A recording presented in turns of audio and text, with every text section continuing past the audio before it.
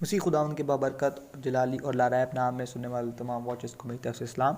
मैं आपका host Prince Ishtiyaq Akhtar और आप देख रहे हैं new Muslim church channel. So let's start our video.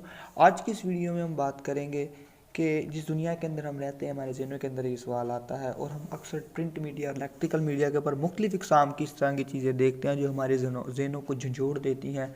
यानी कि किस तरह से इस दुनिया के अंदर मुख्तलिफ़ तरह की चीज़ें मौजूद है, यानी खूबसूरती भी इस कदर मौजूद है।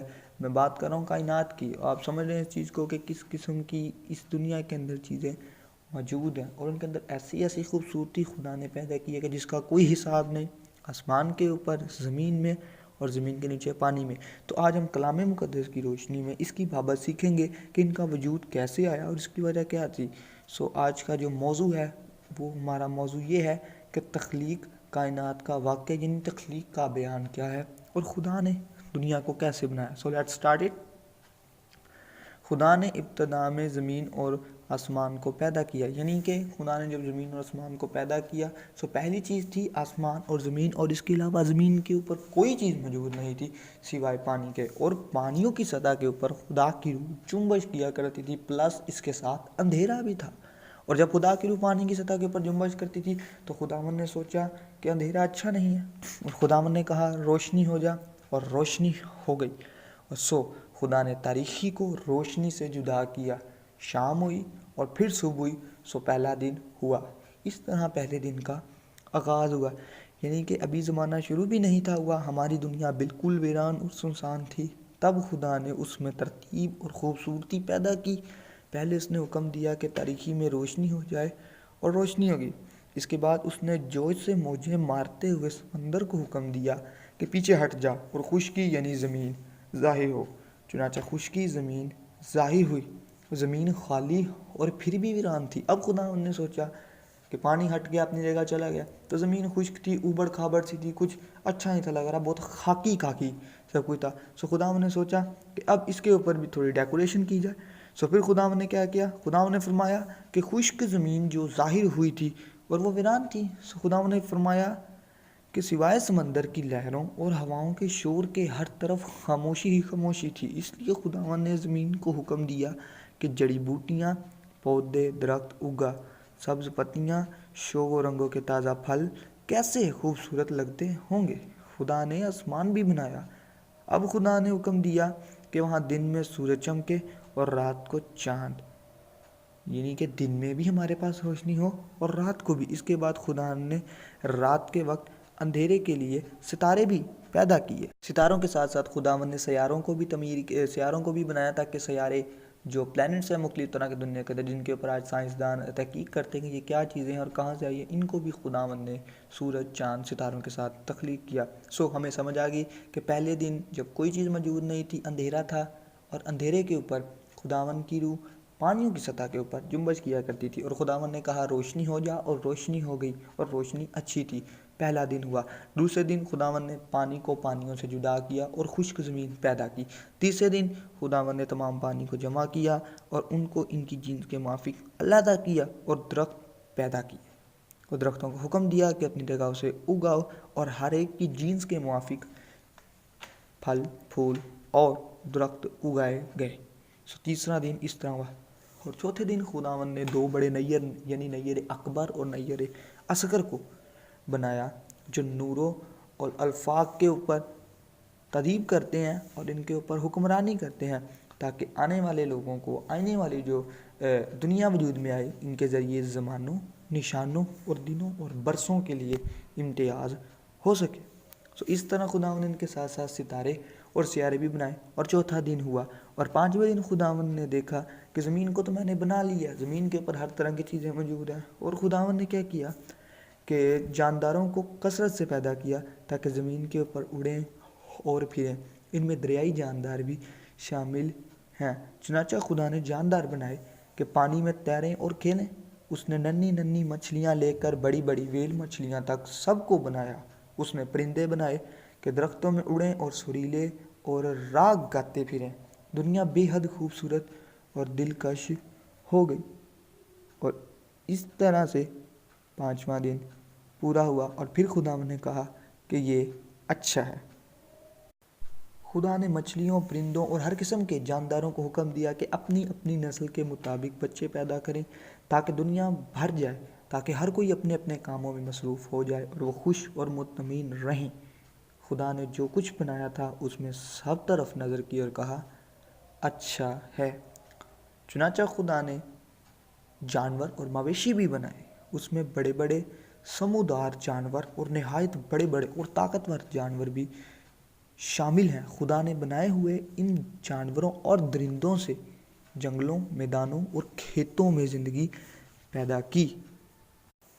सो शाम हुई, सो सुबह आई, सो पाँचवा दिन गुजर गया और छठे दिन का आगाज़ हुआ। अब खुदा ने सोचा कि अपनी बनाई हुई वसीओ अजीर कायनात और ख़ूबसूरत दुनिया को देखकर खुशी तो होती है, मगर अभी इनमें किसी चीज़ की कमी है और वो कमी आप समझ चुके हैं क्या है। अभी मैं उसका बयान करता हूँ।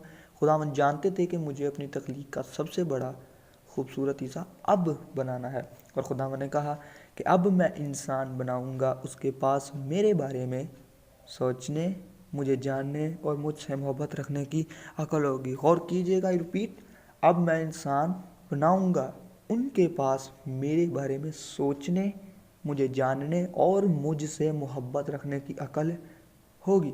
खुदा ने पहले मर्द बनाया जिसका नाम आदम रखा। अगरचा आदम के पास पालने और खेलने के लिए सारे जानवर थे, तो भी वो अपने आप को अकेला महसूस करता था।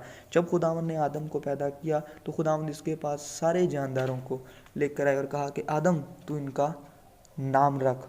सो आदम ने तमाम परिंदों का, चरिंदों का, हर चीज़ का आदम ने नाम रखा। लेकिन उसके दिल के अंदर एक कमी महसूस होती है कि जैसे हम चाहते हैं कि हमारे जीन्स के मुआफिक एक होना चाहिए, हमें एक समझने वाला होना चाहिए, हमारे जज्बात को, हमारी फीलिंग्स को, हमारे एहसासात को, हमारी खुशी, हमें और एनीथिंग जो इंसान के अंदर चीज़ें मौजूद होती हैं उनको जानने वाला चाहिए। तो आदम के अंदर भी ये और खुदावंद को समझ आ गई थी, क्योंकि खुदावंद ने उसको अपनी सूरत पर, अपनी अकल पर, अपनी मोहब्बत के ज़रिए उसको पैदा किया था। सो खुदावंद समझ गए कि अब इसको किसी चीज़ की ज़रूरत है। सो खुदावंद ने कहा कि अब मैं इसके लिए वो मददगार बनाऊंगा। इसलिए खुदा ने औरत बनाई जिसका नाम हवा रखा, और हवा खूबसूरत एक औरत थी। और याद रखिए इस बात को कि खुदावंद ने आदम को मिट्टी से बनाया, अपने हाथों से पहले मिट्टी को सांचा, उसका एक स्टैचू तैयार किया, एक पुत तैयार किया, और उसके नथनों के अंदर अपनी ज़िंदगी का दम फूंका। तब आदम जीती जान हुआ। जब आदम अकेला था, घूम रहा था, फिर रहा था, तो उसकी खुदावंद की तरफ से उस पर नींद जारी हुई और वो सो गया। फिर खुदावंद ने उसकी फसली का कुछ हिस्सा निकाला और उसमें से एक औरत बनाई और उसका नाम हवा रखा, ताकि ये इकट्ठे रहें, बातें करें, एक दूसरे के जज्बात को महसूस करें, मंसूबे बनाएं, हंसें खेलें और एक दूसरे से मोहब्बत रखें। खुदा ने उन दोनों को बरकत दी और उनसे कहा कि इन सब चीज़ों से लुत्फ़ उठाओ जो मैंने पैदा की हैं।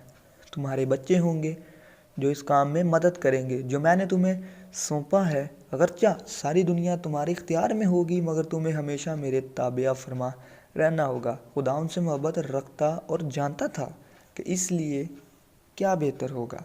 वो ये भी जानता था कि जब तक वो मेरे हुक्मों पर अमल करते रहेंगे, खुश व खुरम रहेंगे। और खुदावंद ने उनके रहने के लिए खूबसूरत जगह तैयार की जिसको बाग अदन का नाम दिया गया, जो इराक़ के अंदर आज भी मौजूद है। और खुदावंद ने उनको वहाँ पर एक हुक्म दिया, वो भी मैं आगे चलकर अभी आपको बताऊंगा। और खुदा ने आदम और हवा को रहने के लिए एक खूबसूरत बाग अता किया, बाग के दरख्त लजीज। अब उस चीज़ का जिक्र होगा जिसके बारे में खुदावंद ने मना किया था कि तुमने नहीं करनी।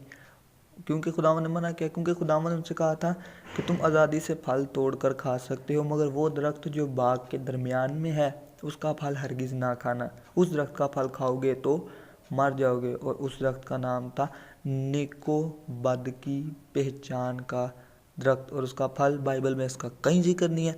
वो खजूर था, आम था या केला था, इसके बारे में आज तक पता नहीं था। बस ये जिक्र है कि वो एक फल था। खुदा ने सारे जानदारों को आदम के पास भेजा। फिर इसके बाद खुदावंद सारे जानदारों को आदम के पास लेकर आए ताकि वो इनके नाम रखें। आदम और हवा जानवरों से बातें करते और इनके साथ खेला करते थे। जानवर उनसे कहे के मुताबिक करते और उन्हें कोई नुकसान ना पहुंचाते थे। आदम और हवा खुदा की तरह बाग की निगहदाश्त और बागबानी करते थे वो सारे दरख्तों और पौधों की खूब देखभाल करते थे। हर शाम जब मौसम खुशगवार होता, खुदा उनके पास आता और वो अंधेरा होने तक दिन भर के वाक़यात के बारे में बातें करते रहते थे। यूं एक कामिल और अच्छा दिन तमाम होता है और छठा दिन फिर शाम होती है, सुबह होती है और 7वें दिन का आगाज़ होता है। Thank you so much watchers for watching. खुदावंद आप सबको बरकत दे। अगर वीडियो में किसी किस्म की मिस्टेक या कोई ऐसी बात जो मैं भूल गया हूँ या आप चाहते हैं कि इसके अंदर होनी चाहिए, तो आप हमें फीडबैक दे सकते हैं। और मैं इस चीज़ के ऊपर ईमान रखता हूँ कि आपने इसके वसीला से बरकत पाई है। सो फटाफट इस वीडियो को अपने फ्रेंड्स के साथ शेयर कीजिए ताकि वो भी इसके वसीला से बरकत पा सके। So please subscribe our channel ताकि हमें पता लगे और मैं इस चीज़ से इस्तेफादा करूँ ताकि मुझे पता लगे कि आप इससे कुछ सीख रहे हैं। So stay blessed. खुदावंद आप सबको बरकत दे। आमीन।